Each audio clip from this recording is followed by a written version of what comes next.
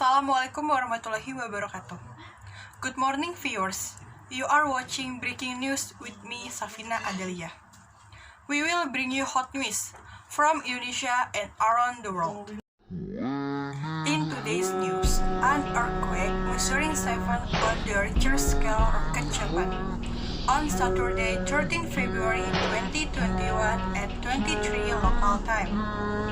The earthquake was informed that it was centered on the coast of Fukushima, Tohoku, Japan. The earthquake was not only felt near the epicenter, but was felt in the capital of Japan. It is Tokyo.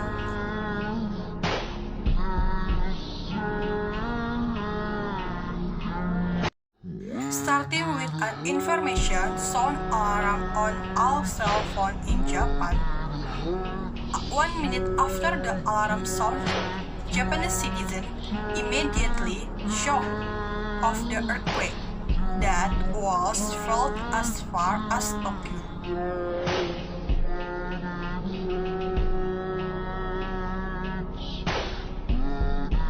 Starting with an information sound alarm on all cell phones in Japan. 1 minute after the alarm sounded, Japanese citizens immediately shocked of the earthquake that was felt as far as Tokyo.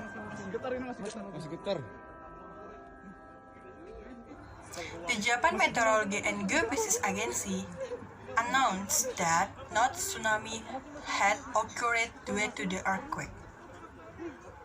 Unlike the big earthquake 10 years ago, with a tsunami about 20 meters high hitting Tohoku, especially Fukushima and Miyagi.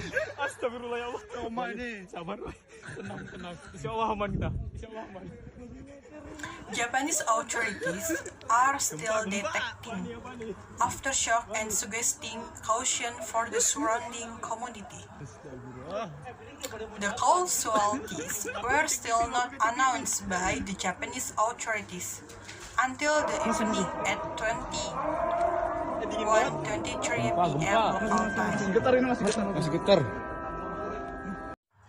And that's the last news for this morning. I'm Shafina Adelya to say thank you and goodbye. Wassalamualaikum warahmatullahi wabarakatuh.